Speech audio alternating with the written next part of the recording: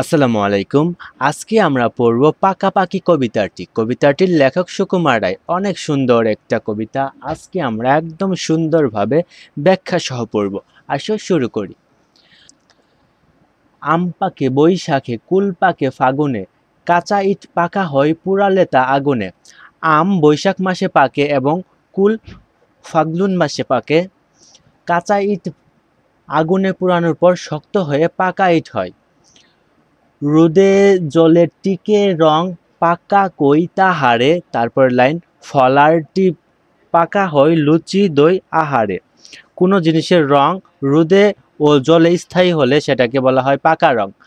কোনো ফলারটি, ফলার মানে হলো ফুলকপির মতো এক ধরনের খাদ্য, পাকা হয় মানে হচ্ছে স্বাদযুক্ত হয়, সুস্বাদু হয় লুচি এবং দই দিয়ে খেলে। লুচি দই আহারে মানে লুচি এবং দই দিয়ে খেলে। দেখে তারপরে কি বলছে, হাত পাকে লিখে লিখে চুল পাকে বয়সে। এইটুকুর অর্থ হলো, দেখো, হাত পাকে লিখে লিখে মানে অভ্যাসের মাধ্যমে, বারবার লিখার মাধ্যমে হাত পাকা হয়, আর বয়স বাড়লে চুল পাকে। তারপর লাইনটা দেখো, জ্যাঠামিতে পাকা ছেলে বেশি কথা কইছে, অর্থাৎ যে বেশি বেশি পেকে গেছে মানে ন্যাকামো করে বেশি, এরকম ছেলে আর কি। পাকা ছেলে বলতে বোঝানো হয়েছে যে ছেলেটি বেশি বুদ্ধি দেখিয়ে কথা বলে।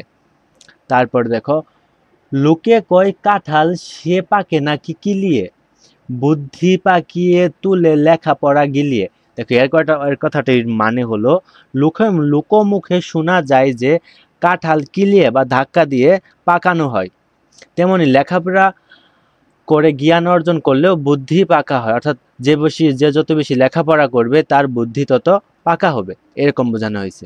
তারপর দেখো কি বলছে, কান পাকে ফুরা পাকে পেকে করে টনটন, কথা যার পাকা নয় কাজে সে ঠন ঠন। দেখো কি বলছে অর্থটা, কানে ফুরা হলে সেটা পেকে যায় এবং ব্যথা শুরু হয়।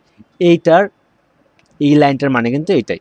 তারপর তারপরের লাইনটুকুর মানে দেখো কি, আর যার কথায় পাকা ভাব নেই সে কাজে অযোগ্য এবং ফাঁপে, অর্থাৎ বেশি কথা বলে কাজের ক্ষেত্রে অপটু, এই ধরনের বোঝানো হয়েছে। দেখো তারপরে, রাঁধুনি বসিয়া পাকে পাক দেই হাড়িতে, সজোরে পাকলে চোখে ছেলে কাঁদে বাড়িতে।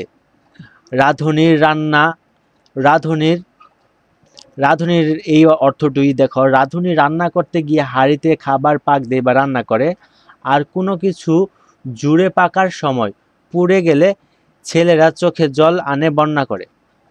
তারপরে লাস্টে দুই লাইন, পাকায়ে পাকায়ে দড়ি টান হয়ে থাকে সে, দু হাতে কপালের গুফ তবু নাহি পাকে সে। অর্থাৎ দড়ি পাকিয়ে শক্ত করা হয় যাতে সেটি টান টান করে ধরে থাকে, কিন্তু হাত দিয়ে যতই গুপ পাকানো হোক কিছু সেটি পাকবে না যদি ঠিকমতো বয়স না হয়।